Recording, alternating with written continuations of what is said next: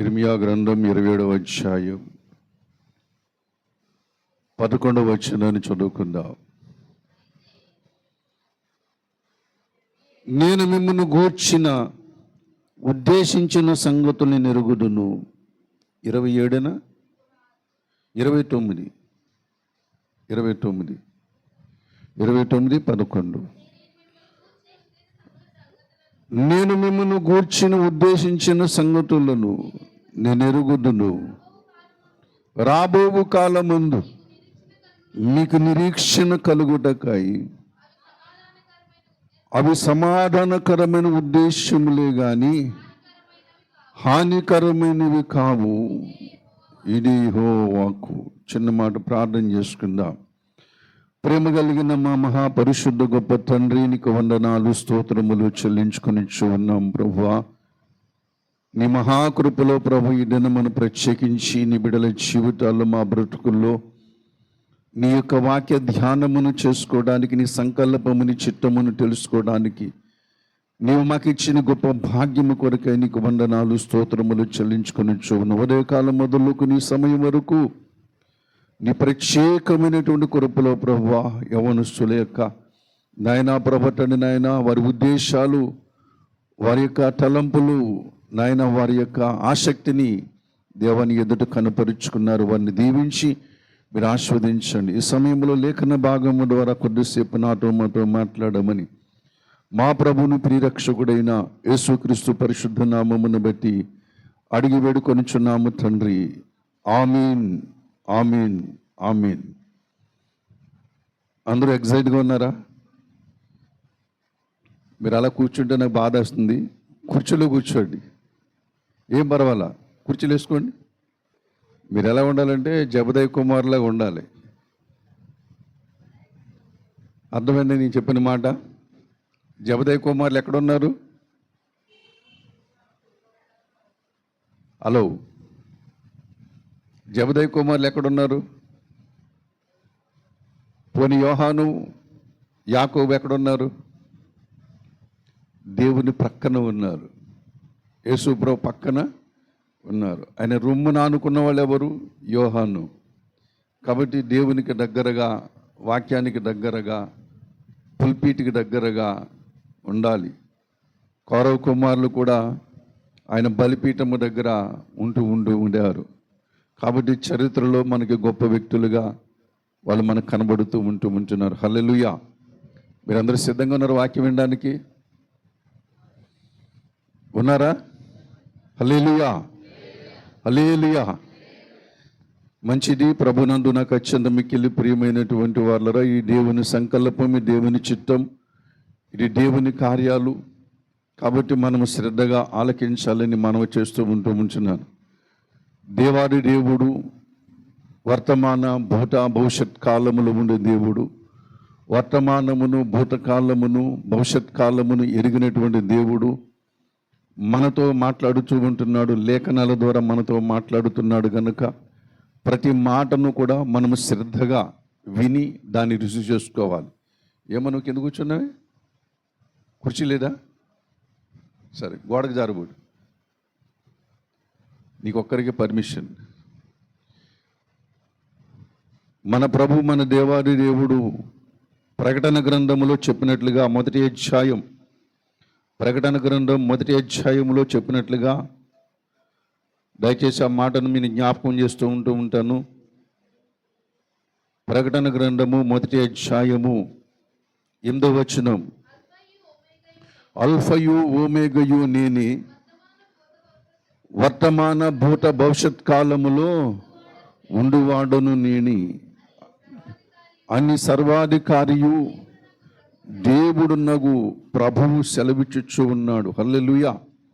ఆయన భూతకాలములో సంగతులు మాట్లాడుతున్నాడు, వర్తమాన కాలంలో సంగతులు మాట్లాడుతున్నాడు, భవిష్యత్ కాలంలో సంభవింపబోతున్న సంగతులు కూడా మాట్లాడుతున్నాడు. ఎవరితో మాట్లాడుతున్నాడు? తన ప్రజలైనటువంటి, తన పిల్లలైనటువంటి, తన స్వరక్తమిచ్చి కొన్నటువంటి వారితో మాట్లాడుతూ ఉంటున్నాడు. మన భవిష్యత్తు గురించి మాట్లాడుతున్నాడు. వర్తమానంలో ఉన్నాము. వర్తమానంలో ఉన్న మనకు ఎటువంటి భవిష్యత్తు సంభవింపబోతుందో, మాట్లాడుతూ ఉంటున్నాడు. ఎన్నో సంగతులు ఉన్నాయి బైబిల్ గ్రంథములో. వాటన్నిటినీ మనము జాగ్రత్తగా పరిశీలన చేసుకుంటూ పరీక్షించుకుంటూ వాటిని మనము అనుదినము కూడా వెంబడించవలసిన వారమై ఉంటున్నామని దేవుడు మనలను తన స్వరక్తమిచ్చి కొనుక్కున్నాడు. హల్లెలూయా. కొన్ని విషయాలు చెప్పి నేను ముందుకు వెళ్తూ ఉంటాను. ఇర్మియాని ఎప్పుడు ఏర్పాటు చేసుకున్నాడు? ఇర్మియానికి తల్లి గర్భములో పడక మునిపే ఇర్మియాని ఏం చేశాడు? జ్ఞాపకం చేసుకున్నాడు. ఎందుకొరకు? తన యొక్క పని కొరకు. దావీదుని ఎప్పుడు జ్ఞాపకం చేసుకున్నాడు?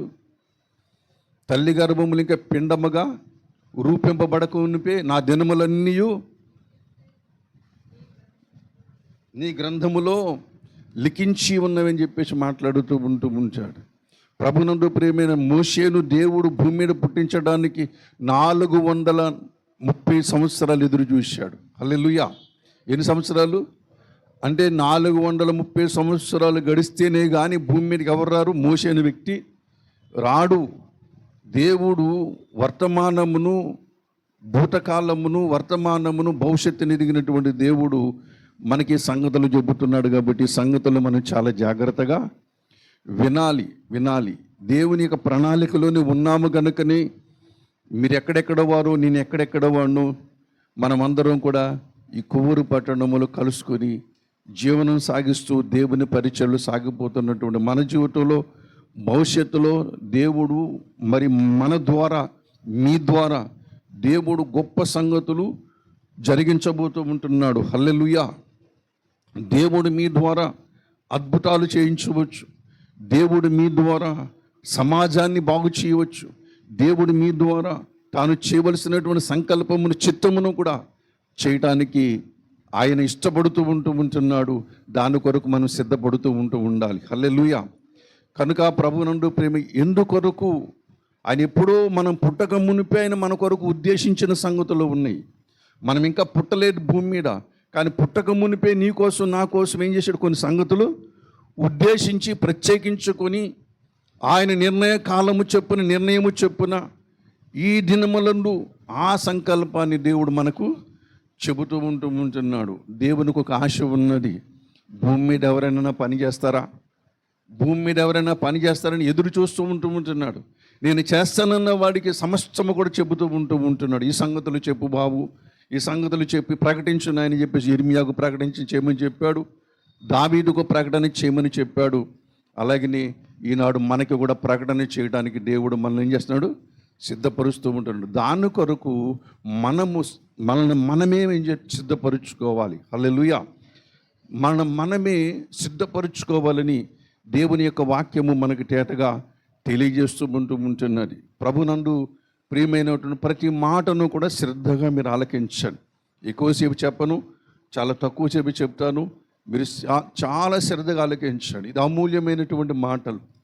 ఇవి చాలా విలువైనటువంటి మాటలు చెబుతూ ఉంటున్నాను.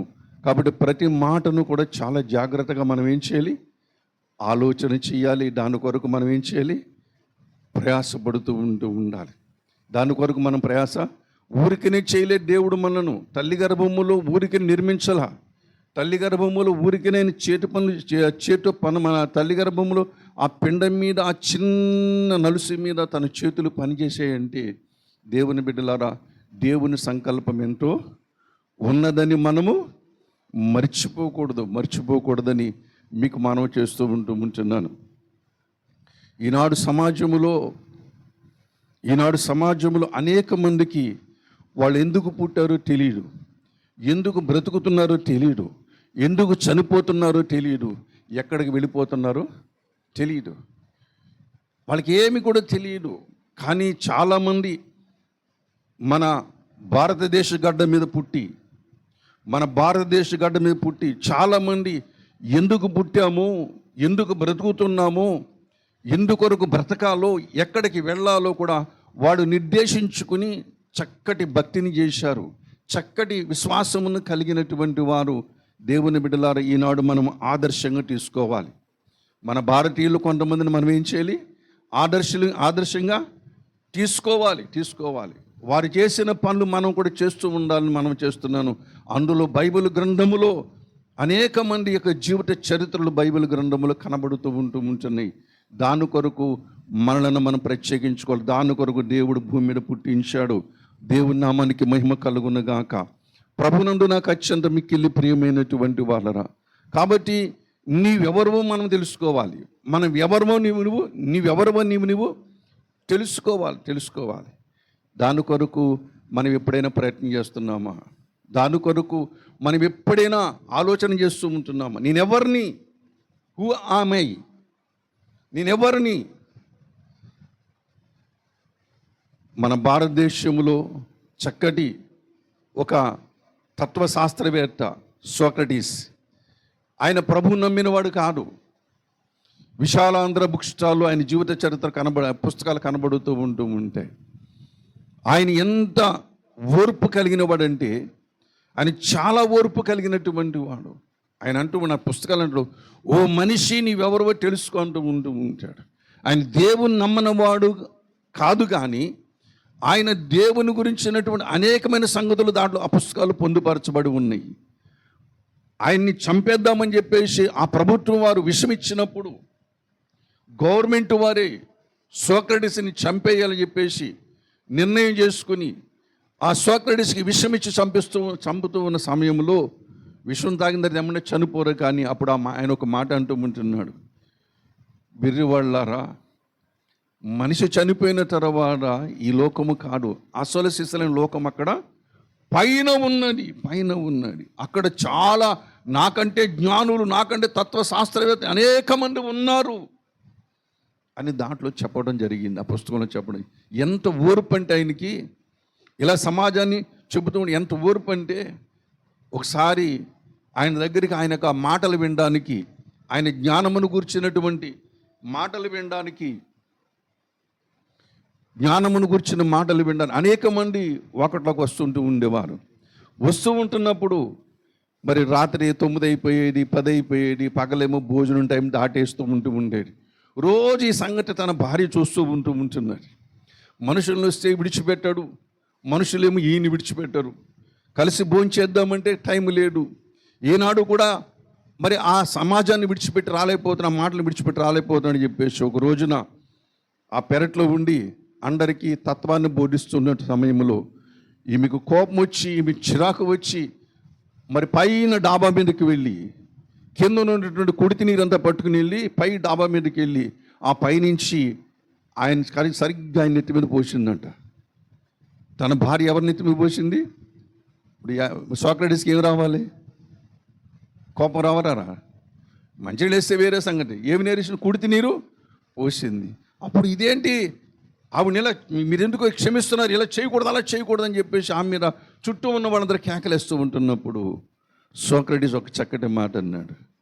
ఏంటన్నాడంటే, కాబట్టి బుక్ కొనుక్కొని చదువుకోండి.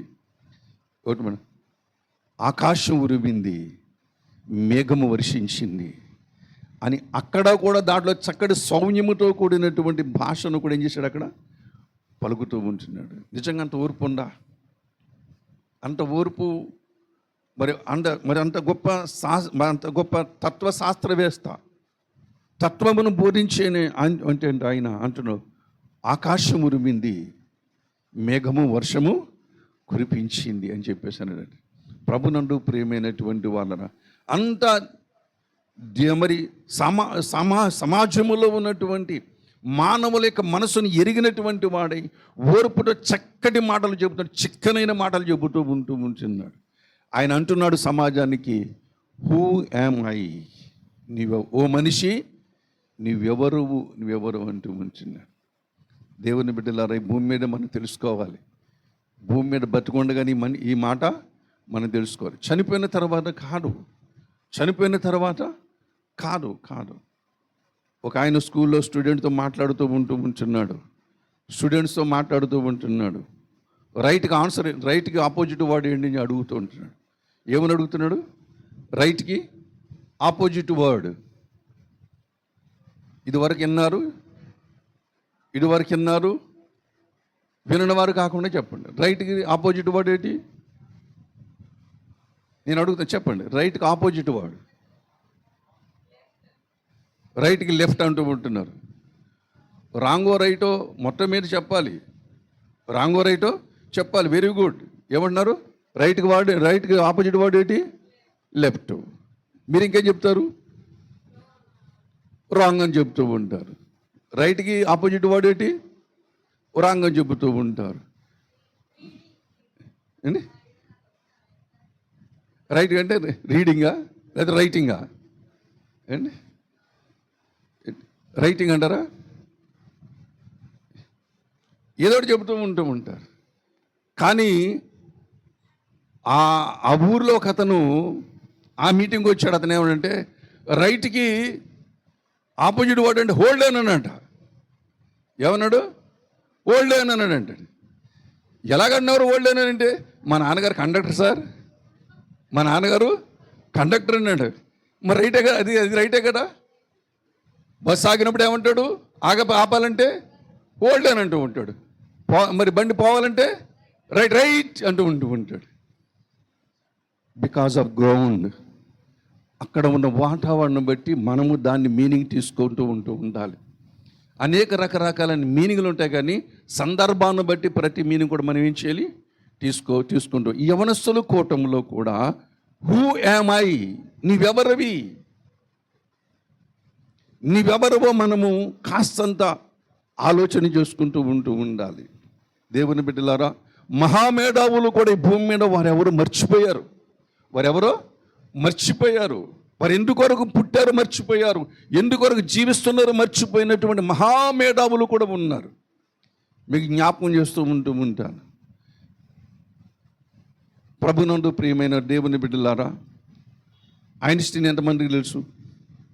ఐన్స్టీన్ ఆయన ఏ సిద్ధాంతాన్ని కనిపెట్టాడు?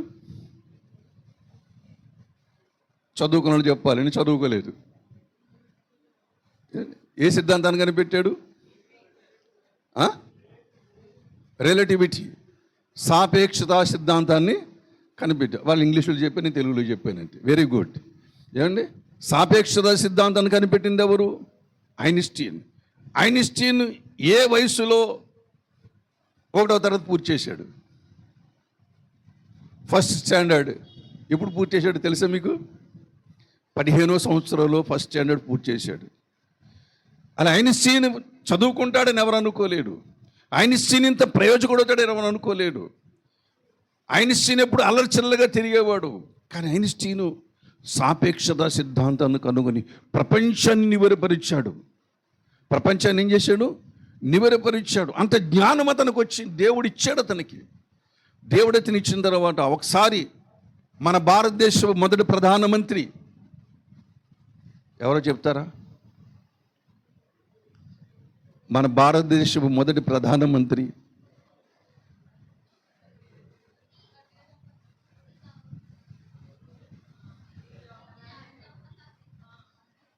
ఇప్పుడు మీకు మీరు ఎగ్జామ్కి వెళ్తారు కదా, అప్పుడప్పుడు వెళ్తారా?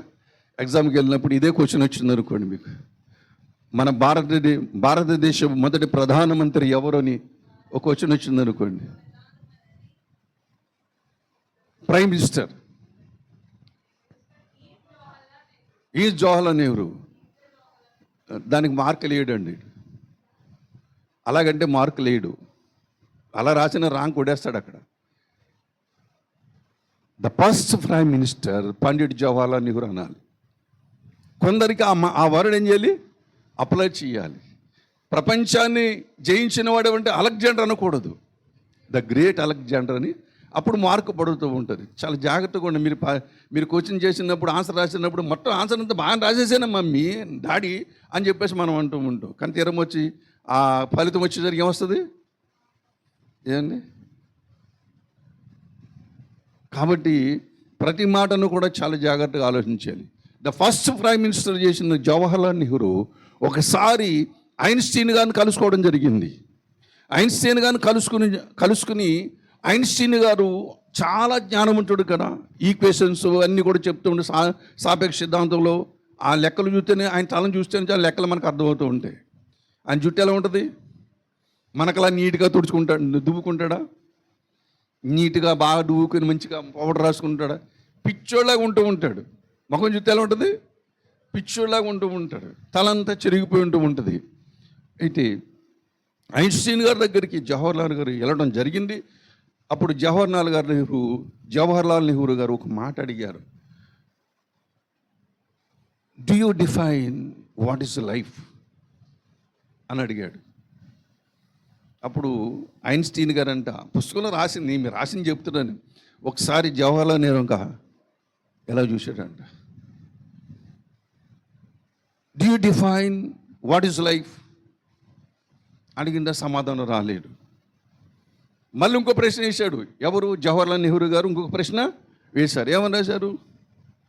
Do you define what purpose of life, what purpose of life అని క్వశ్చన్ వేసాడు. ఈ రెండు క్వశ్చన్లు కూడా ఆన్సర్ చెప్పలేకపోతూ ఉంటాను. ఎవరు? సాపేక్షత సిద్ధాంతాన్ని కొన్ని ప్రపంచాన్ని నిబురపరిచినటువంటి వాడు, ప్రపంచమంతా ఏకతాటి మీదకి రావాలని స్లోగన్ ఎత్తినటువంటి వాడు. ప్రభునందు ప్రియమైనటువంటి వాళ్ళరా, ఈ ప్రశ్నకు సమాధానం చెప్పలేదు. ఈ యొక్క సోక్రటీస్ ఎటువంటి వాడు, నన్ను క్షమించండి, ఈ యొక్క ఐన్స్టీన్ ఎటువంటి వాడంటే ఈ యొక్క సిద్ధాంతంలో పడిపోయి తను మర్చిపోయాడు, వాతావరణం కూడా మర్చిపోయాడు, ఆటే గట్టిగా మాట్లాడితే తన పేరు కూడా మర్చిపోయాడు.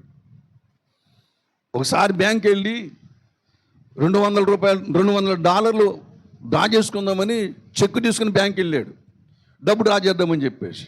ఆ చెక్ మీద డేట్ వేసాడు, చెక్ మీద ఎంత అమౌంట్ కావాలో అని రాశాడు, దాని వివరం కూడా రాశాడు. కింద సంతకం పెట్టాలి. కింద ఏం పెట్టాలి? సంతకం పెట్టాలి. పేరు మర్చిపోయాడు. ఎవరి పేరు మర్చిపోయాడు? ఎవరైతే చెక్ రాసి డ్రా చేస్తున్నారో ఆ అకౌంట్ హోల్డర్ ఎవరంటే ఐన్స్టీన్ గారే. ఐన్స్టీన్ ఏం చేశాడు? ఇప్పుడు ఐన్స్టీన్ పరిస్థితి ఎలా ఉంది? తన పేరు మర్చిపోయాడు. నా పేరేంటి? ఏదో సినిమా మూవీలో ఉంటుంది, నీ పేరంటే ఏగా అని చెప్పినట్టు. మీకు గుర్తుందా? నాకైతే గుర్తులేదు. ఏదో శ్లోకంలో సామెత అనుకుంటూ ఉంటా. అయితే ఐన్స్టీన్ గారు తన పేరు మర్చిపోయి చాలా సేపు బుర్రగొట్టుకుంటాడు, నా పేరేంటి అని చెప్పేసి. ఎవరిని అడిగితే సిగ్గు. అయితే బయట బ్యాంక్ వస్తున్నప్పుడు తన ఫ్రెండ్ ఎవరు వస్తున్నారు, ఎదురుగా వస్తూ ఉంటున్నప్పుడు తన ఫ్రెండ్ చూసి, ఏ ఐన్స్టీన్ ఇక్కడ ఉన్నావేంటి అని అడిగాడట. ఓహో, నా పేరు ఐన్స్టీన్ అని చెప్పేసి చెక్ మీద ఐన్స్టీన్ రాసుకుని డ్రా చేశాడట. అటువంటి సాపేక్షత సిద్ధాంతమును కనుగొన్నటువంటి రాసినటువంటి ఆయన, ఈక్వేషన్స్తో తన బుర్రంతా నిండిపోయినటువంటి ఆయన, తన పేరు మర్చిపోయిన వాడు జవహర్లాల్ నెహ్రూ గారు అడిగినటువంటి ప్రశ్నకు సమాధానం చెప్పగలుగుతాడా? మనం అనుకుంటాం కదా, ఆయన చాలా జ్ఞానం అనుకుంటూ ఉంటాం. వాట్ ఈజ్ లైఫ్ అంటే ఐ డోంట్ నో అన్నాడు. What is life, what is purpose of life అంటే I don't know Mister Jawaharlal Nehru. మళ్ళా మన ప్రశ్న ఎక్కడికి వస్తుంది? హూ యామ్ ఐ, నేను ఎవరిని? ప్రభునందు ప్రియమైనటువంటి వాళ్ళరా, సోకడు చెప్తున్న మాటే మనకు మళ్ళా గుర్తొస్తూ ఉంటున్నది. అయితే కొంత ముంచుకు వెళుతూ ఉంటున్నాను. దేవుడు మనిషిని ఎందుకు చేశాడో మీకు చెబుతూ ఉంటున్నాను. దాని గురించి సరదాగా మీరు ఆలకించండి. ప్రభునందు ప్రియమైనటువంటి వాళ్ళరా, దేవుని బిడ్డలారా, దేవుని యొక్క వాక్కు చేత సమస్తమును కూడా సృష్టించాడు. ఇవన్నీ ఎవరి కొరకు సృష్టించాడు?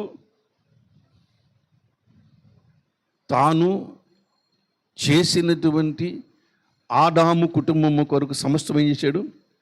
ఆకాశములో జీవము కలిగిన ఉన్నవి, జీవము లేనివి కూడా ఆకాశములో ఉన్నవి. ఆకాశములో జీవము కలిగిన ఉన్నవి, జీవము లేని ఉన్నవి. భూమి మీద జీవము కలిగిన ఉన్నవి, జీవము లేనివి కూడా ఉన్నవి. సముద్రములో జీవము కలిగిన ఉన్నవి, జీవము లేనివి కూడా ఉన్నాయి. ఆకాశంలోని ఉన్నాయి, భూమి మీద ఉన్నాయి. ఏమి? జీవము కలిగినటువంటి ఉన్నవి, జీవము లేనివి కూడా ఉన్నాయి. ఇవన్నీ ఎలా చేశాడు దేవుడు? ఇవన్నీ ఎలా చేశాడు? ఆయన నోటి మాట చేత చేశాడు. నన్ను ఫాలో అయిపోండి. ఆయన నోటి మాట చేత చేశాడు. ఇవన్నీ కూడా ఆయన నోటి మాట చేతనే చేశాడు. కలుగునుగాక అంటే కలిగాయి. ఇది కలుగునుగాక, ఇది కలుగునుగాక, ఇది కలుగునుగాక అంటే కలిగాయి. కానీ ప్రభునందు ప్రియమైన మనిషిని ఎలా చేశాడు? మనిషిని ఎలా చేశాడు, దేనికోసం చేశాడు, మనిషిని ఎందుకు చేశాడు, ఎలా చేశాడు, దేనికోసం చేశాడు. మనిషిని మళ్ళా చెప్తున్నాను, మనిషిని ఎలా చేశాడు, ఎందుకు చేశాడు, దేనికోసం చేశాడు. ఏమండి, మన ఇంటి దగ్గర ఏదైనా వస్తువు కొన్నాం అనుకోండి, బజార్లోకి వెళ్ళి, ఈ వస్తువు ఎలాగొచ్చింది, దేనికోసం కొన్నావు, ఎందుకోసం కొన్నావు అంటారనరా? ఏమండి, ఏ వస్తువు కొన్నా సరే, ఫోన్ కొనండి, ఫ్యాన్ కొనండి, లేకపోతే ఇంట్లో ఏ వస్తువు కొనండి, ఓ చెంచా కొనండి, ఎలా కొన్నావు, ఎందుకోసం కొన్నావు, దేనికోసం కొన్నావు. అలాగే మనిషిని దేవుడు ఎలా చేశాడు, ఎందుకు చేశాడు, దేనికోసం చేశాడు. ఎప్పుడైనా ఆలోచన చేశారా ఈ మాటలు? ఎప్పుడైనా ఆలోచన చేసుకున్నా, నేను ఎందుకు పుట్టాను, నేను ఎందుకు బ్రతుకుతున్నాను, నేను సాధించింది ఏమిటి, ఎందుకు పుట్టాను, ఏం చేస్తున్నాను, ఏం సాధించబోతుంటున్నాను. ప్రభునందు ప్రియమైనటువంటి వారి ప్రశ్నలు చాలా ప్రాముఖ్యమైనవి. భూమి మీద పుట్టిన ప్రతి వాళ్ళు కూడా ఈ సంగతిని జ్ఞాపకం చేసుకుంటూ ఉండాలి. దేవుడు మనిషిని ఎలా చేశాడు, ఎందుకొరకు చేశాడు, దేని నిమిత్తం చేశాడు. ప్రభు ఒక్కొక్క మాట కూడా మీకు జ్ఞాపకం చేస్తాను. మనిషిని ఎలా చేశాడు,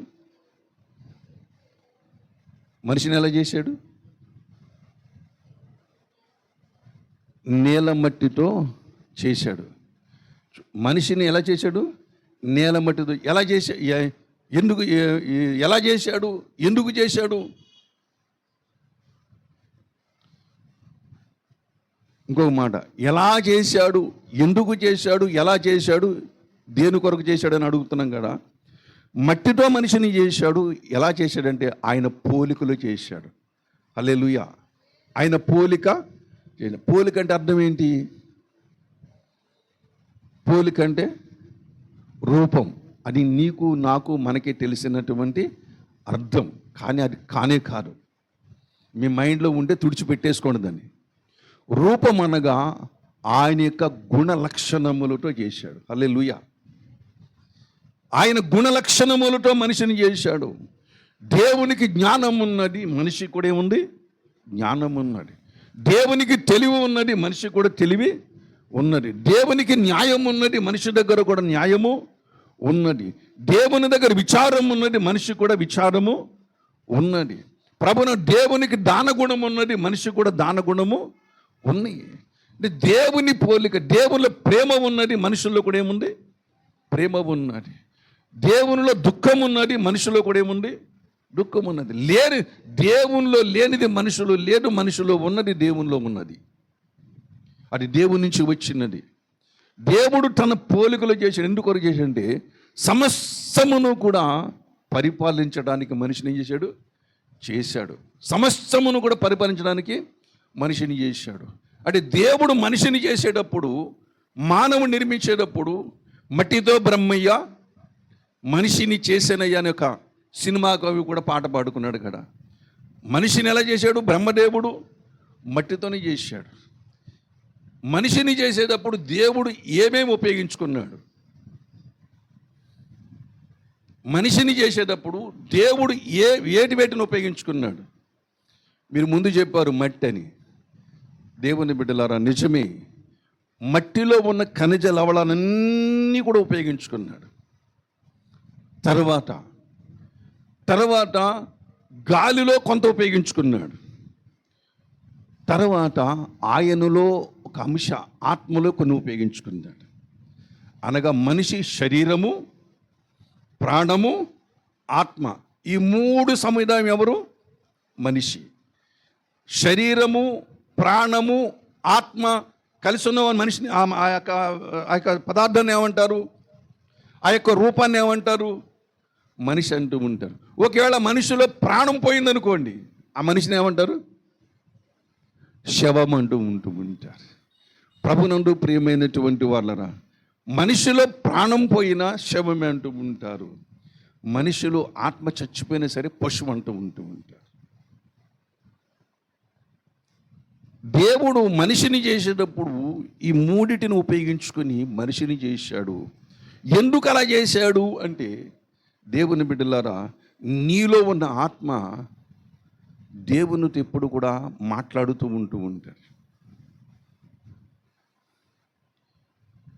యూ హ్యావ్ రిలేషన్షిప్. దేవునితో ఏం చేయాలి? ఆత్మతో ఏం చేయాలి? మనం దేవునితో రిలేషన్షిప్ ఎలా కలిగి ఉండాలి? ఆత్మతోనే, శరీరంతో కాదు, ప్రాణముతో కాదు, ఆత్మతోనే దేవునితో ఏం చేయాలి? రిలేషన్షిప్. దేవునితో మాట్లాడే శక్తి ఉన్నది ఆత్మ ద్వారానే. అందుకని బైబిల్లో ఉన్న దేవుడు అంటాడు, ఆత్మ సంగములతో చెప్పుచున్న మాట చెవిగలవాడు వినువును గాక. దేవుని ఆత్మ నన్ను సృజించనంటూ ఉంటాడు యోబు. ఏమంటాడు?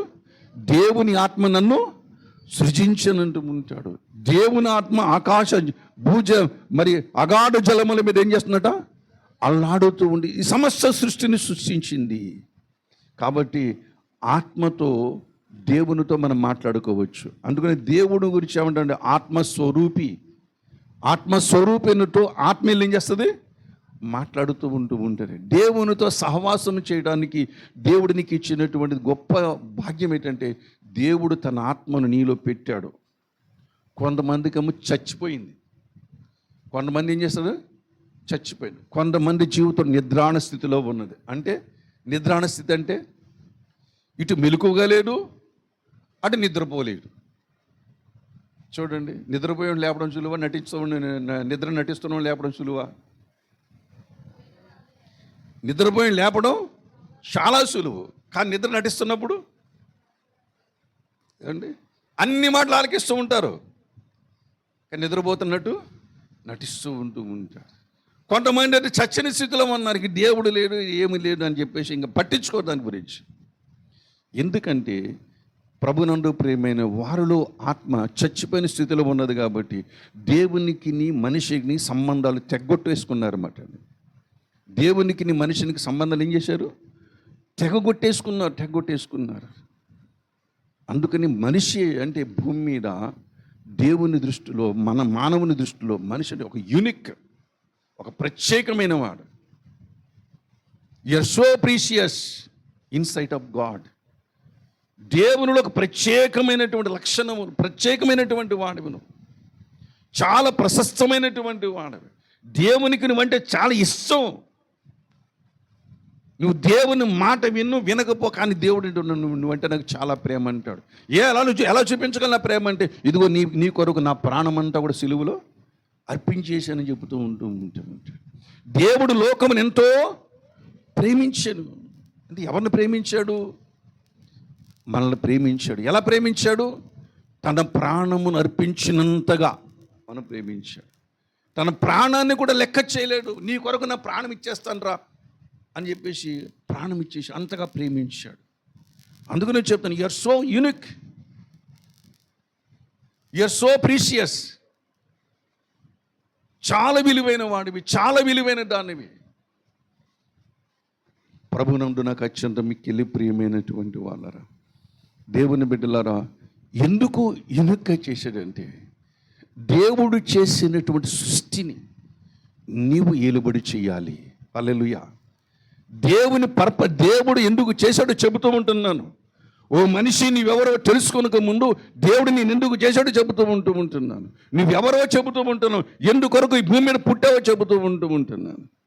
నీ సమస్యను నువ్వు బ్రతకడానికి కాదు, దేవుని యొక్క పని చేయడానికి దేవుడు నిన్ను పుట్టించాడు. దేవుడు చేసిన సృష్టిని ఏలడానికి చేశాడు నిన్ను. దేవుడు సృష్టి చేశాడు కదా, ఆ రోజు సృష్టి ఎందుకు చేశాడు? సృష్టి అంతా నీకు లోబడాలి. సృష్టి అంతా నీకేం చేయాలి? లోబడాలి. సాధ్యమేనంటారా? ఏమండి, సాధ్యమేనంటారంటే మనం ఏం చెప్పాలి అప్పుడు? ఎస్, అబ్సల్యూట్లీ కరెక్ట్, సాధ్యమే. యెహోషువ యుద్ధం చేస్తూ ఉన్నప్పుడు, సూర్యుడా నువ్వు అయ్యాన్లోను, చంద్రుడా నువ్వు గిబియోనులో ఆగిపోమంటే ఆగిందా లేదా? యెహోషువ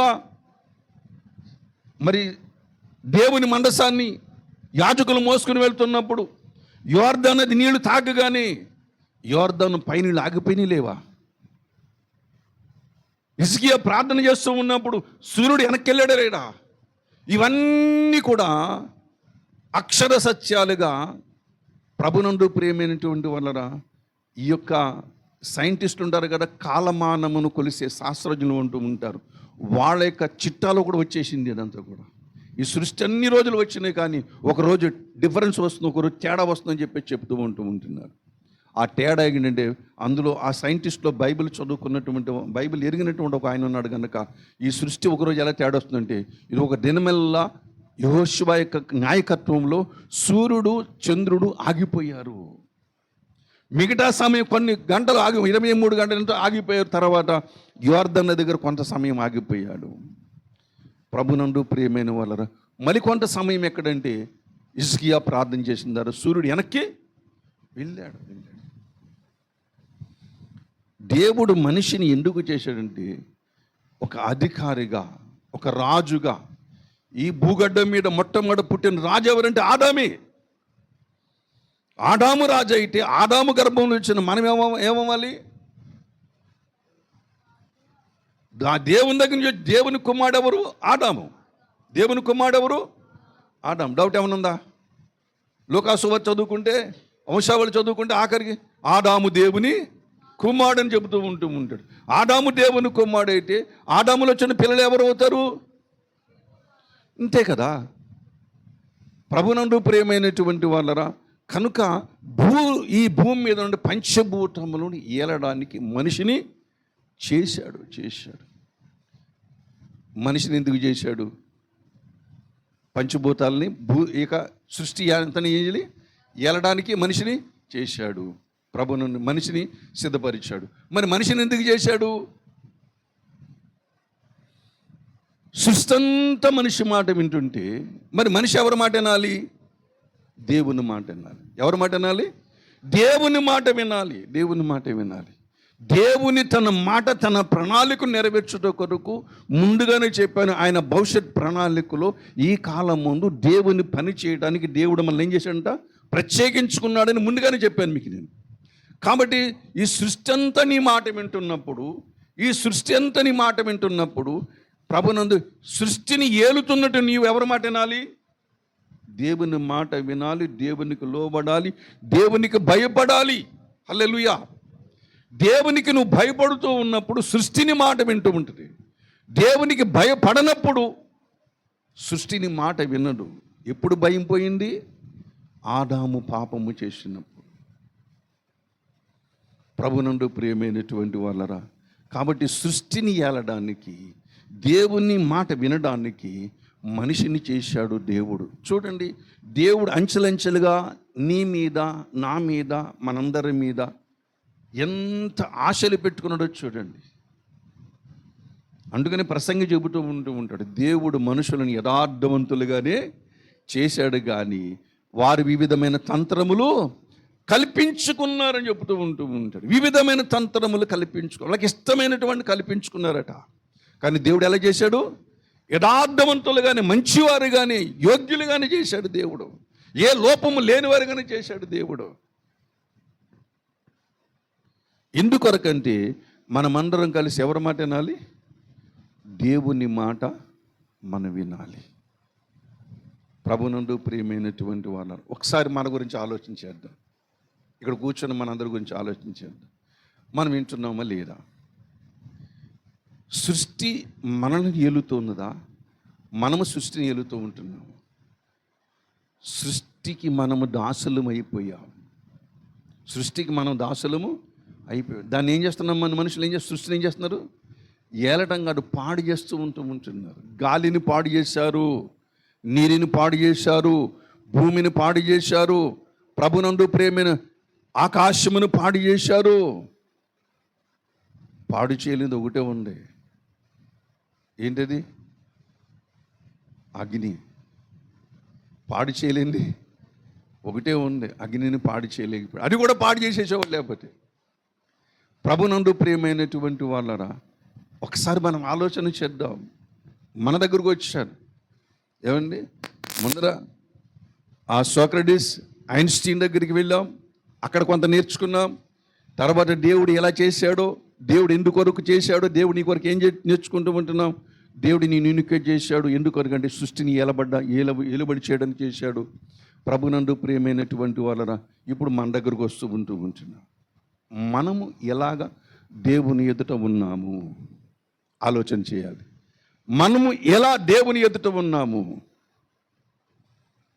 దేవుని బిడ్డలారా, ఒకసారి ఆలోచన చేయండి. మనం ఇంటికి వెళ్తాం, పొద్దున్న పనికి వెళ్ళిపోయి, లేదా ఉద్యోగానికి వెళ్ళిపోయి, వ్యాపారానికి వెళ్ళిపోయి ఇంటికి వెళ్తాం. ఇంటికి వెళ్ళిన తర్వాత మన మంచం పడుకుని ఆలోచన చేస్తాము చేయము. Watch your thoughts. ఏంటి? Watch your thoughts become a action. ఏమి ఆలోచన చేసుకుంటామో రాత్రి ఉదయం లేచిన తర్వాత వాటి కొరకు మనం ప్రయాసపడుతూ ఉంటాం. ఏం ఆలోచన చేస్తామో, ఏం చేయాలనుకుంటామో. ఈరోజు కాలేజీ ఎగ్గొట్టాలా, లేకపోతే డుమ్మ కొట్టాలా, లేకపోతే కాలేజీకి వెళ్ళాలా, లేకపోతే తల్లిదండ్రులు పని చెప్పారు ఆ పని చెయ్యాలా, లేకపోతే మానాలా, లేకపోతే వాయిదా వేయాలా. వాయిదా వేయాలంటే ఎలాగా అని కారణాలు ఎత్తుక్కుంటూ ఉంటాం. Watch your thoughts become a action. యాక్షన్లోకి వస్తూ ఉంటుంది. నేను చెప్పిన మాటలు కాదు, ఒక ఆయన చెబుతున్న మాటలు మీకు చెబుతున్నాను. నేను గూగుల్లో నేర్చుకున్న మాటలే చెబుతూ ఉంటున్నాను. ప్రభునందు ప్రియమైనటువంటి watch your action become a habits. ఏదైతే ఆలోచన చేస్తున్నామో అది మనం పని చేస్తూ ఉన్నప్పుడు అది మనకి ఎలా మారిపోతుంది? అది అలవాటుగా మారిపోతుంది.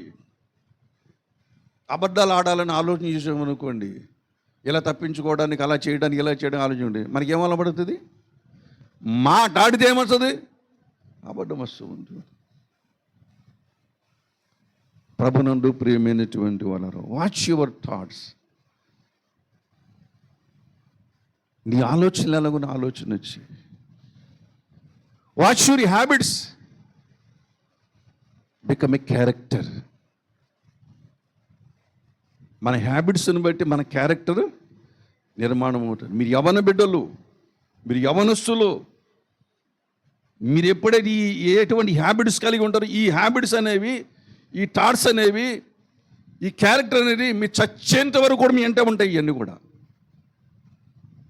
అందుకనే చెబుతూ ఉంటున్నాడు. ఒక ఆయన బైబిల్లో ఉన్నాడు, ఆయన ఒక మహారాజు ఉన్నాడు. సుఖం ఎలాగో చూద్దామని చెప్పి చివరికి వెళ్ళిపోయాడు. సుఖం యొక్క పీక్ లెవెల్కి వెళ్ళిపోయాడు. అలాగే ప్రభునందు ప్రేమ చెత్తన దానిలో పీక్ లెవెల్కి వెళ్ళిపోయాడు.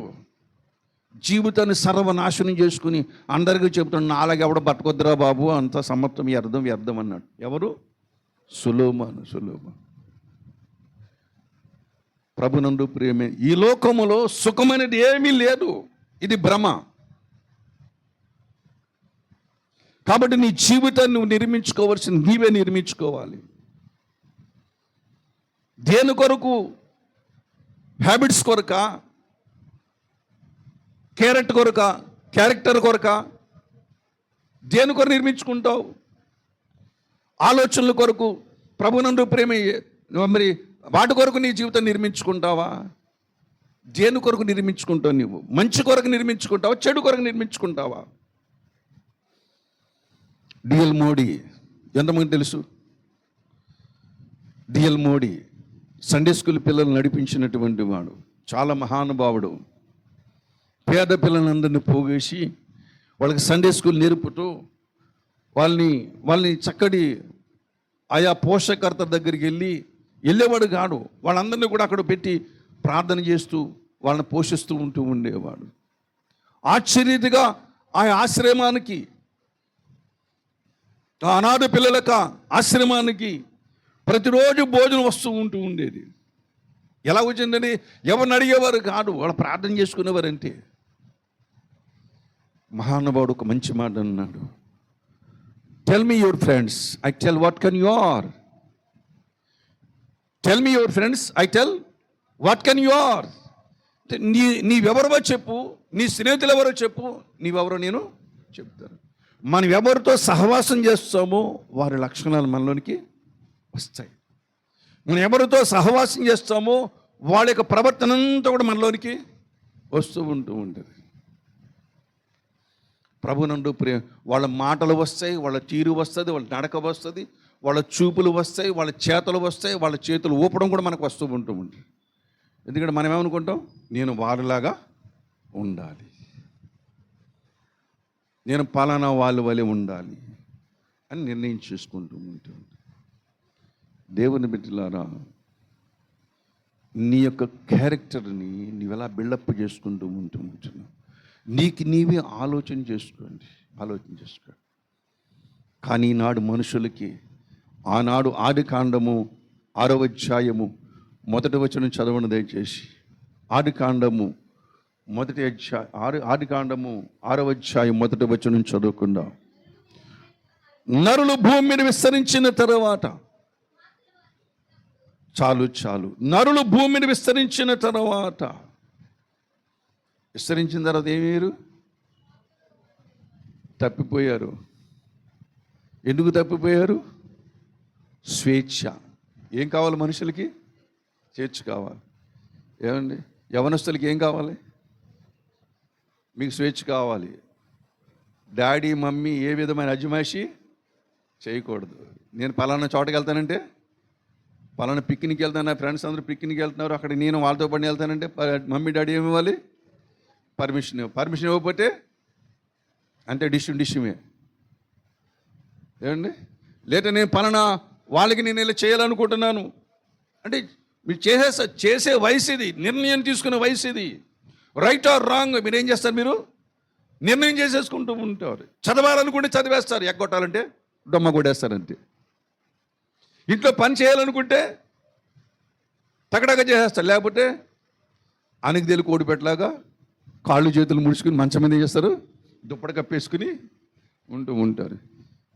కొట్టిన ఈపిచ్చేస్తారు కానీ మాత్రం మంచం మీద మాత్రం లేగరండి.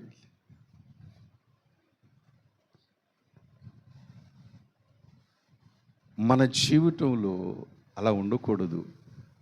యవ్వన ప్రాయములో నువ్వు నిర్ణయం చేసుకుంటావు కదా, నిర్ణయము చేసుకున్న దాని ప్రకారంగానే నువ్వు నడవాలి.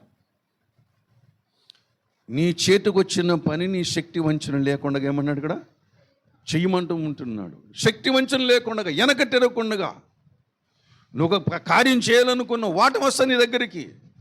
వాటం వస్తుంది, నిందలు వస్తాయి, బాధలు వస్తాయి, శ్రమలు వస్తాయి, కష్టాలు వస్తాయి, అయినా సరే పని విడిచిపెట్టద్దు.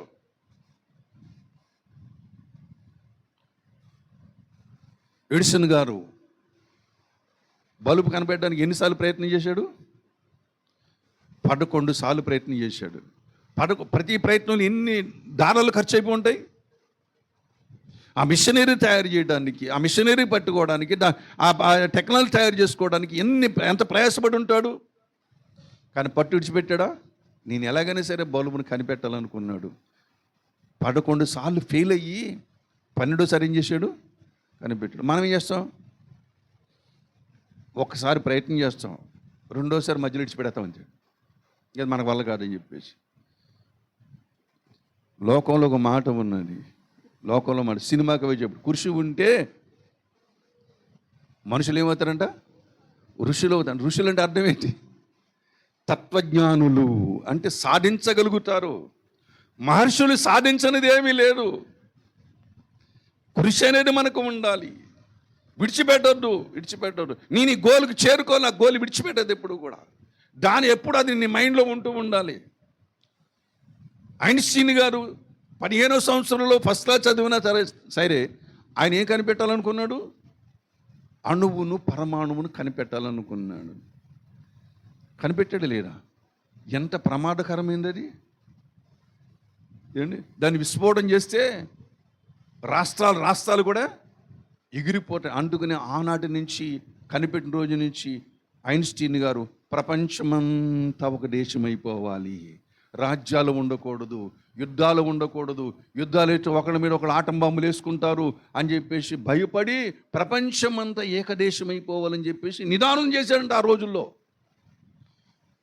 ఈ మాట ఎప్పుడుదంటే 1905 సంవత్సరంలోది. 1905 సంవత్సరం 1915 సంవత్సరం లోపల మధ్యలో జరిగిన మాటలు చెప్తున్నాను మీకు. నేను ఎప్పుడో ఒక 18వ శతాబ్దంలో కాదు చెప్తున్నా, 19వ శతాబ్దంలో చెప్తున్నా ఈ విషయాన్ని మీకు. ప్రభునందు ప్రియమైనటువంటి వాళ్ళరా, కాబట్టి మనకు చేతికి వచ్చిన పనిని ఓడిపోయినా సరే దాన్ని ఏం చేయకూడదు, సాధించేదాకా వదలకూడదు. అంతే. మీ యవ్వన ప్రాయములు మీరు చేయగలుగుతూ ఉంటారు. మీరు నిర్ణయం తీసుకుంటే చాలు, ఆ నిర్ణయం ప్రకారం చేస్తూ ఉంటారు. దేవుని కొరకు బ్రతకాలనుకున్నాడు యేసేపు. హల్లెలూయా. దేవుని కొరకు బ్రతకాలనుకున్నప్పుడు యేసేపును దేవుడు మనుషుల కొరకు బ్రతికాడు, మనుషులందరినీ బ్రతికించేటట్టుగా చేశాడు యేసేపు ద్వారా. హల్లెలూయా.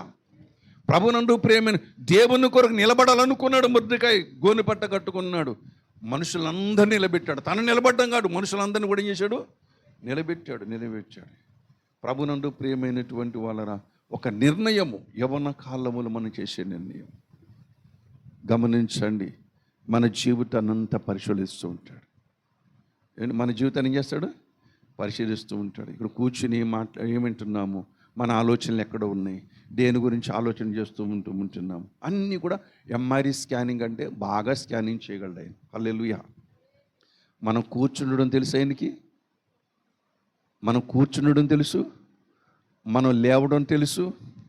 నోటిలో మాట బయటకు రాకమునిపే ఆయనకి సమస్తము కూడా ఎరిగినటువంటి వాడు. 2వ రాజుల గ్రంథము 19వ అధ్యాయము 27వ వచనం.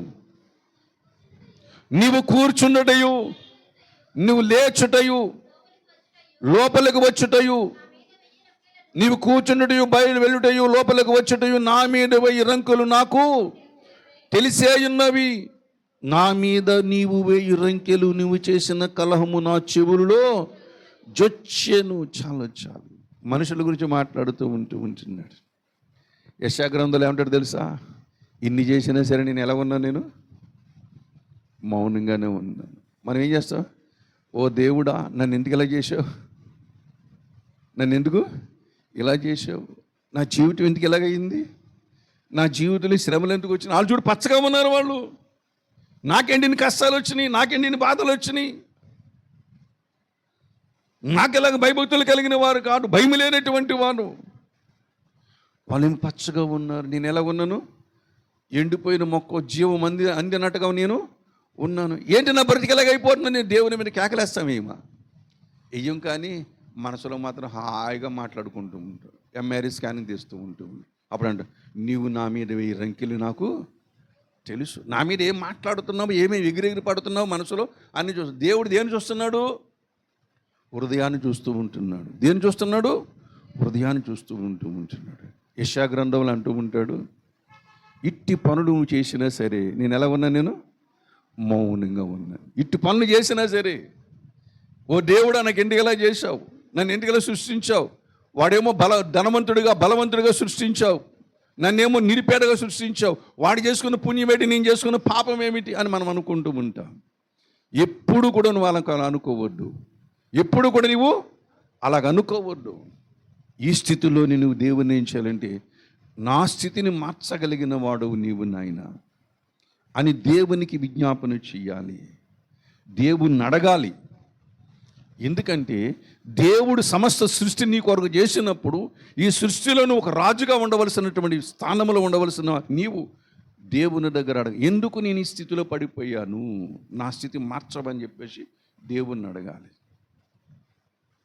ఒక సీతాకు చిలుక అడుగుతుందంట దేవుని దగ్గర, ఏమని, సీతాకు చిలుక దేవుని దగ్గరికి వెళ్ళి అడుగుతుందంట. దానికి నిజంగా నోరుంటే, మనకలా స్వరం ఉంటే ఎలాగ అడుగుతుంది, ఓ దేవా భూమి మీద ఎన్ని కీటకాలు, మంచి కీటకాలు చేయలేదు నీవు, ఎన్ని మంచి కీటకాలు చేయలేదు. అన్నీ చూసి ప్రజలందరూ కూడా చక్కగా వాటిని గురించి మాట్లాడుకుంటున్నారు, వాటిని గురించి ఆలోచన చేస్తూ ఉంటున్నారు. అయితే నా అంత అసహ్యమైనటువంటి కీటకం ఏదైనా ఉన్నదా, నా అంత అసహ్యమైన కీటకం ఏదైనా ఉన్నదా, మనుషులకి నష్టం చేస్తున్నాను, మొక్కలకి నష్టం చేస్తూ ఉంటున్నాను, ఎవరికి పడితే వాళ్ళకి నష్టం చేస్తూ ఉంటున్నాను, నా బ్రతుకు మార్చవా అని చెప్పేసి గొంగళ పురుగు దేవుని దగ్గర మొరపెట్టుకున్నప్పుడు ఆ గొంగళ పురుగు జీవితాన్ని కొన్ని దశల్లో దేవుడు ఏం చేస్తాడు, మార్చేస్తాడు. దశలకి ఏం చేస్తాడు, మార్చాడు. ఆ గూటిలోంచి ఏమొస్తుంది, ఇప్పుడు సీతాకోక చిలుక వస్తుంది. ఏ కీటగాను కూడా భుజం మీద వాలితే సంతోషించారు, కానీ సీతాకోక వాలితే ఎంత సంతోషంగా దాన్ని పట్టుకోవాలనిపిస్తుంది. రంగురంగులు కనబడుతూ ఉంటుంది. ఒకప్పుడు అసహించుకున్నది సీతాకోక ఎలా మారింది. దేవుని దగ్గర తన గురించి మొరపెట్టుకున్నది కనుక తన జీవితాన్ని దేవుడు ఏం చేశాడు, మార్చాడు. హల్లెలూయా. ప్రభునందు ప్రియమైనటువంటి వాళ్ళరా, కనుక ఈ భూమి మీద మంచి ఉన్నది, చెడు ఉన్నది, భవిష్యత్తును చూపించే జ్ఞానం ఉన్నది, ప్రస్తుతం చూపించే జ్ఞానం ఉన్నది, నష్టము కలిగించే జ్ఞానము కూడా గత తరాల్లో ఉన్నది. కాబట్టి మూడిటిని ఆలోచన చేసి నీ భవిష్యత్తుని ఎక్కడ నిర్మించుకుంటావంటే దేవుని వాక్యం మీద నిర్మించుకోవాలి. దేవుని వాక్యం మీద నువ్వు నిర్మించుకోవాలి. అందుకే చెప్తాడు, నేను మిమ్మల్ని గురించి నేను ఎరుగుదును గనక మీకు మంచి సంగతులు ఏం చేస్తే నేను సిద్ధపరిచానంటూ ఉంటున్నాడు. సర్వ మానవాళికి సృష్టికర్త అయిన దేవుడు ఏ సంగతులు సిద్ధపరిచాడు, మంచి సంగతులు సిద్ధపరిచాడు. ఈ భూమిని సృష్టించాడు, ఈ పంచభూతాల నుంచి నేను కలుగు చేశాడు, నేను ఏలమని పంచభూతాలు నీకు అప్పచెప్పాడు. ప్రభునందు ప్రియమైనటువంటి వారు, నా మాట వినమని దేవునికి ఆజ్ఞాపిస్తూ ఉంటున్నాడు. ఈ మంచి సంగతులు చెడ్డ సంగతులు ఇవి మంచి సంగతులే కదా. ఎవరి కొరకు ఇవి, మన కొరకే కదా. కాబట్టి ప్రభునందు ప్రియమైనటువంటి వారు చెప్పుకొని చాలా విషయాలు ఉన్నాయి. కొన్నిసార్లు మన శరీరము చెడుకు అలవాటు పడుతూ ఉండదు, చెడ్డ పనులకు అలవాటు పడుతూ ఉంటాయి. చిన్న చిన్న దొంగ పనులకో, చిన్న చిన్న అబద్ధాలకో, చిన్న చిన్న మోసాలకో, అమ్మానాల్ని మోసం చేయడమో, అమ్మానాల్ని మెప్పించడానికి, అమ్మానాల్ని ఎలాగైనా మాయ చేయడానికో మనం అప్పుడప్పుడు మన ఐడియాలజీని ఉపయోగిస్తూ ఉంటాం. మీరు ఉపయోగించలేదా? నేనైతే చాలాసార్లు ఉపయోగించిన మా అమ్మ దగ్గర చాలాసార్లు మేనేజ్ చేసేవాడు, అమ్మని మేనేజ్ చేసేవాడిని. ఎందుకొరకు? డబ్బుల కొరకు. డబ్బులు ఎందుకు? సినిమాకి పోవాలి. ప్రభునందు అమ్మ ఇచ్చేది. కానీ ఎంతమందిని మేనేజ్ చేసినా నువ్వు దేవుణ్ణి మేనేజ్ చేయగలవా? మనం దేవుణ్ణి మేనేజ్ చేయగలమా? దేవుణ్ణి ఎవరు కూడా ఒకవేళ మేనేజ్ చేస్తాను అనుకోండి, ఆకాశం అంతా వాడు ఏం చేస్తున్నాడు, నవ్వుతూ ఉంటున్నాడు. పక్క ఏం చేస్తున్నాడు, దొరుకుతావు లేరా, ఒక టైం వస్తుంది నాకు దొరుకుతావు లేరా అని చెప్పేసి అప్పుడు దేవుడు ఆ మనిషితో మాట్లాడుతూ ఉంటాడు. కాబట్టి మంచి అనే దాని మీద మన ఆత్మీయ జీవితాన్ని నిర్మాణం చేసుకోవాలి. ప్రియ యవనస్తులారా, మీరు యేసుక్రీస్తుని బండ మీద మీరు కట్టబడండి, దేవుని దగ్గర మీరు మొరపెట్టండి, దేవునితో సహవాసం కలిగి ఉండండి. దేవుడినికి అన్ని మంచి సంగతులే చూపిస్తూ ఉంటున్నాడు. భవిష్యత్తు ఎవరి చేతుల్లో ఉంది? నీ చేతుల్లోనే పెట్టేశాడు. భవిష్యత్తులో ఏలుబడి చేస్తావో, దేవుని చేత ప్రభు ఈ లోకములను ఏలుబడి చేస్తావో అది నీ ఇష్టం. లేకపోతే నాకు అధికారం వద్దనుకుంటా, నీ ఇష్టం.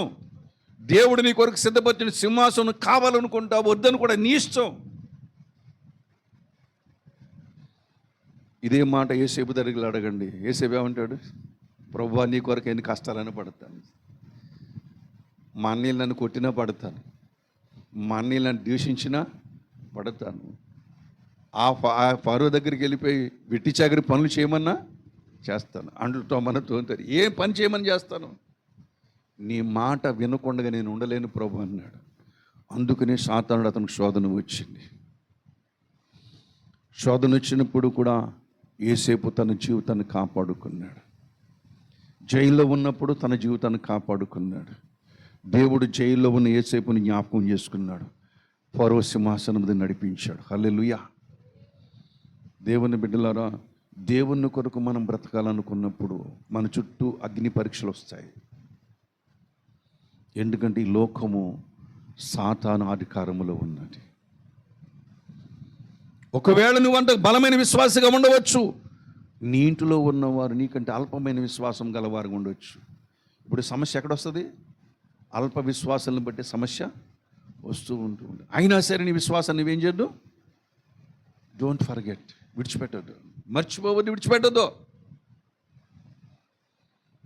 ఒకటి అనుకోవాలప్పుడు, ప్రాణం పోతే నీ ఒడిలో పోవాలి కానీ, ప్రాణం పోతే నీ ఒడిలో పోవాలి కానీ నీ ఒడి తప్ప మరొక దిక్కు చోట, మీరు చోట నా ప్రాణము పోకూడదంతే.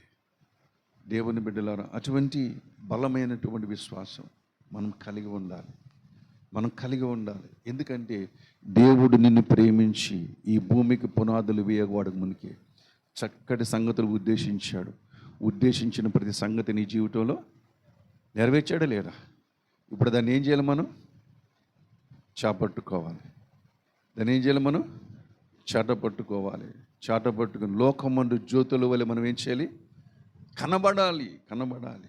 లోకము నిన్ను ప్రేమించదు, లోకము నిన్ను ద్వేషిస్తుంది, లోకము నిన్ను తిడుతుంది, లోకము నిన్ను హేళన చేస్తుంది, లోకము నిన్ను మరి చాలా నీచంగా మాట్లాడుతూ ఉంటారు. అయినా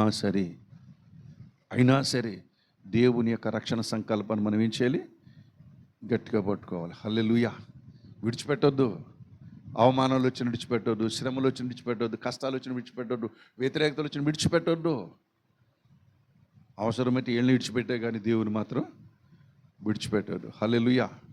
ఎవరిని విడిచిపెట్టాలి? అవసరమైతే ఇంటోళ్ళని విడిచిపెట్టాలంటే, తల్లినైనను, తండ్రినైనను, భార్యనైనను, పిల్లలనైనను, మరి ఎవరినైనా, సహోదరునైనను, అక్కనైనను, చెల్లిని విడిచిపెట్టని వాడు నాకు పాత్రుడు కాడన్నాడు. అవసరమైతే వాళ్ళందరూ సహకరిస్తే మనకేంటి? అదో పరలోకమే కదా. ప్రభునందు ప్రియమైనటువంటి వాళ్ళరు కనుక దేవుడు మన కొరకు ఉద్దేశించిన సంగతులు చాలా ప్రశస్తమైనవి. ప్రతివారు కూడా హృదయమును భద్రపరచుకోండి. ఎందుకొరకు దేవునికి అధికారము కొరకు దేవుడు నేను సిద్ధపరుస్తూ ఉంటున్నాడు. అర్థం కాలేదా మీకు? ద్వితీయోపదేశ కాండంలో నేను తలగా చేస్తాను కానీ తోగా ఇచ్చేవానిగా చేస్తానని కానీ, ఇప్పుడు పుచ్చుకుండా ఇస్తున్నామా? ఇప్పుడు పుచ్చుకున్నాం కానీ అక్కడ ఏం చేస్తాం? మనం ఇస్తాం. ఏమండి, మోడీ గారు వచ్చి ఒకవేళ మోడీ గారు రక్షించబడితే అక్కడికి వస్తే, ఒరే ప్రసాద్ బాబు కొంచెం మరమరాలు కొనుక్కుంటాను, 100 రూపాయలు ఎవరా అని అడుగుతాడు. ఏమండి, మరమరాలు కొనుక్కోవడం 100 రూపాయలు. ప్రభునందు ప్రియమైనటువంటి వారు అక్కడ ఇస్తామండి. అక్కడ దాని కొరకు దేవుడు మనలను, నేను జోకేట్లా సత్యం చెబుతున్నా. ప్రభునందు ప్రియమైనటువంటి వాళ్ళరా, దేవుని బిడ్డలారా, కాబట్టి దాని కొరకు దేవుడు ఏ సంగతి కొరకు, ఏ పర్పస్ కొరకు దేవుడు నిన్ను, నీ జీవితాన్ని ఇచ్చాడు, దాని కొరకు మీ సమయాన్ని, మీ ధనాన్ని, మీ బలాన్ని ఖర్చు పెట్టండి. ఇది దేవుడిని యెహోవా దీవించే కాలం. దేవుడి మాటలు మనం ఇంట్లో దీవించునుగాక. ప్రార్థన చేసుకుందాం. తల వంచండి, ప్రార్థన చేసుకుందాం. అందరం తల వంచుదాం, ప్రార్థన చేసుకుందాం. హల్లెలూయా.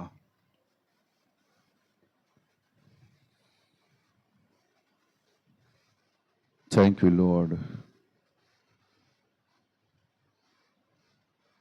ఇర్మియా గ్రంథం 29వ అధ్యాయం 11వ వచనము నుంచి, ఈ సమయమందు యవనస్తులతో మాట్లాడిన ప్రభువా, పరిశుద్ధాత్మ తండ్రి, వారి మనసు పక్కన, వాళ్ళ ఉద్దేశాల పక్కన, వారి యొక్క ఆలోచనల పక్కన, వాళ్ళ హృదయము చెంత నాయన మీరు ఉంది. ఆ మాటలు వారి హృదయాల మీద నామాక్షరములుగా ముద్రించుము తండ్రి. దేవా సహాయం చేయండి, నడిపించుము నాయన, బలపరచుము తండ్రి, నీ కార్యముల కొరకు నడిపించును తండ్రి. యవన కాలమందు కాడిమోయిట నరునికి మేలన్నావు, దానిని మోపినవాడు యెహోవాయే అన్నావు. దేవా, నీ చిత్తము చేయటానికి, నీ పని చేయటానికి మేము ఏ పాటి వారము నాయన. మమ్మల్ని ఎన్నుకున్నావు తండ్రి, ప్రత్యేకించుకున్నావు. నువ్వు మాతో మాట్లాడుతూ ఉన్నావు. నీకు లోబడి నీ చిత్తమును నెరవేర్చే వరంగా మమ్మల్ని అందరినీ సిద్ధపరచమని ప్రార్థన చేసుకుందాం. ప్రేమ కలిగిన మా తండ్రి, పరిశుద్ధుడైన మా ప్రభువా, నీకు వందనాలు నాయన. ఈ సాయంకాల సమయమందు మీరు మాకు ఇచ్చిన ఈ వాక్య సందేశము కొరకే నీకు వందనాలు, స్తోత్రములు తండ్రి. నీ ప్రియ బిడ్డలు, యవన బిడ్డలు ప్రభువా తండ్రి, నీ సన్నిధిలో ఉదయకాలం మొదలుకొని ఈ సమయం వరకు ఓపికతో వేచి ఉన్నారు తండ్రి. వారిని దీవించండి, వారిని మీరు ఆస్వాదించండి.